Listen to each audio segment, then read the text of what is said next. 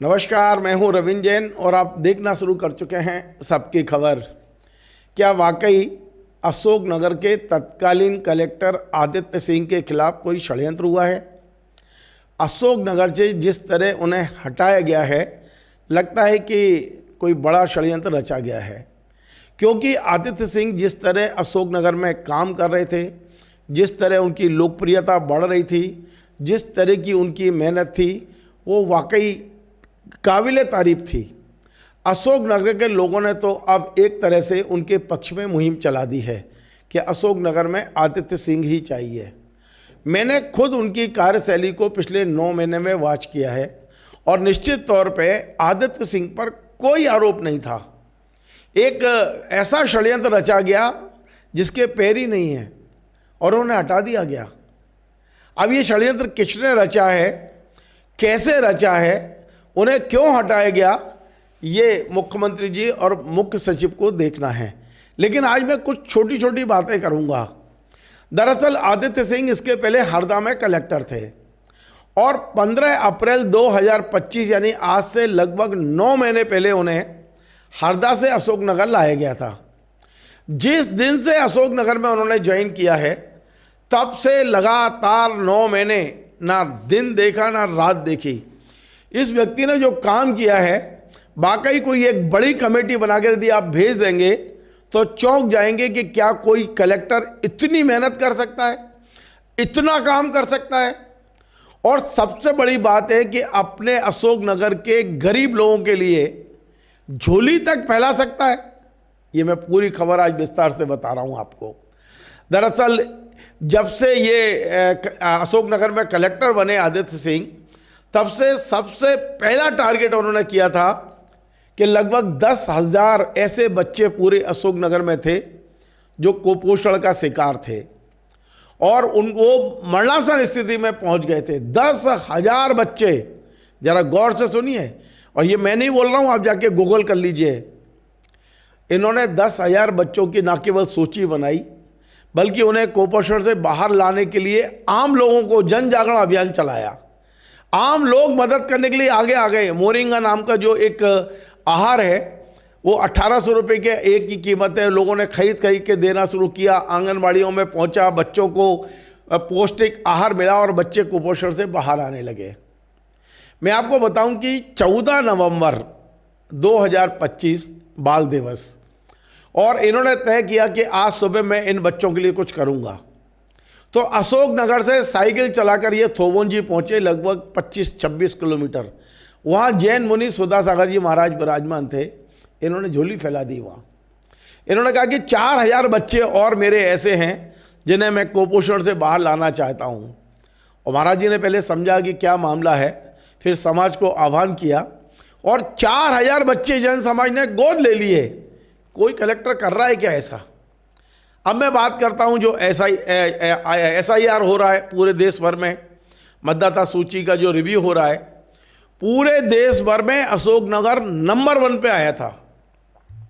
और अभी 21 तारीख को सुबह मध्य प्रदेश सरकार ने और निर्वाचन जो आयोग है उसने घोषणा की कि अशोकनगर कलेक्टर का सम्मान 25 जनवरी को राज्यपाल करेंगे।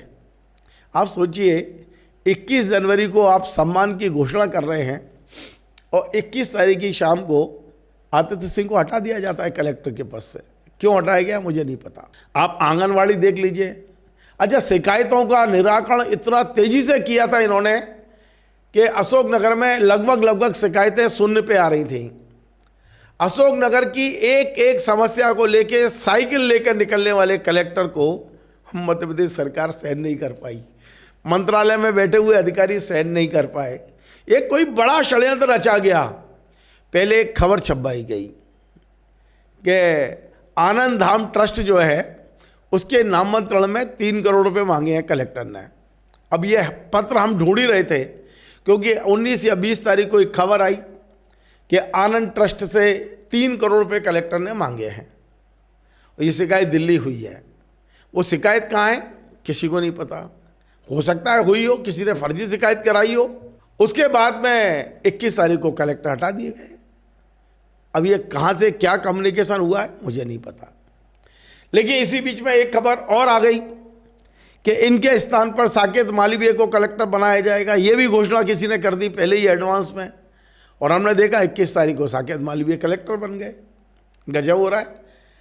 अब आप देखिए, जब ये कलेक्टर से हटा दिए गए तब आनंद ट्रस्ट के जो मेन है, जो मुखिया हैं, जो कर्ता धर्ता हैं, महात्मा, जिनका नाम है महात्मा शब्द आनंद महाराज, वो मीडिया के सामने आए।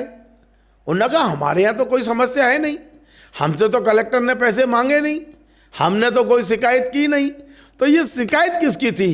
से ऐसा कुछ भी हमें ज्ञान नहीं है, क्योंकि ये निराधार है। जिसने भी किया है उसके इन्वेस्टिगेशन करो कि किसने किया है। तो आपके मेरे नॉलेज में हमारे ट्रस्ट ने कोई भी शिकायत नहीं की और ना ही उसने हमसे पैसे मांगे। क्या मंत्रालय में बैठे हुए लोगों ने ये फर्जी शिकायत कराई पीएमओ? क्या मंत्रालय और पीएमओ के बीच में कोई ऐसा था कि वहाँ से एक चिट्ठी लिखवा दी जाए तो हम कलेक्टर को हटा देंगे? ये कैसा षड्यंत्र मध्य प्रदेश के वीरोकेशी में है, मैंने लंबे समय से नहीं सुना है। यदि वाकई आदित्य सिंह ने कोई गलती की है तो फिर ट्रांसफ़र क्यों कर रहे हो? सस्पेंड करिए, बर्खास्त करिए नौकरी से। और यदि वो अच्छा काम कर रहे हैं और आप खुद इनाम देने की, पुरस्कृत करने की घोषणा कर रहे हैं और शाम को आप हटा रहे हैं, तो आप सोचिए, जो कलेक्टर अच्छा काम कर रहे हैं, जन समस्याओं को सुलझा रहे हैं, कुपोषण जिले से पूरी तरह ख़त्म कर रहे हैं, आपके SIR में नंबर 1 ला रहे हैं, फिर काम कैसे करेगा कोई कलेक्टर? क्या इन षड्यंत्रकारियों के इशारे पे नाचेंगे कलेक्टर? मुझे तो लगता है कि कोई बड़ा षड्यंत्र रचा गया है। अब मध्य प्रदेश के मुख्यमंत्री मेरी इस खबर को सुनेंगे तो पता चलेगा।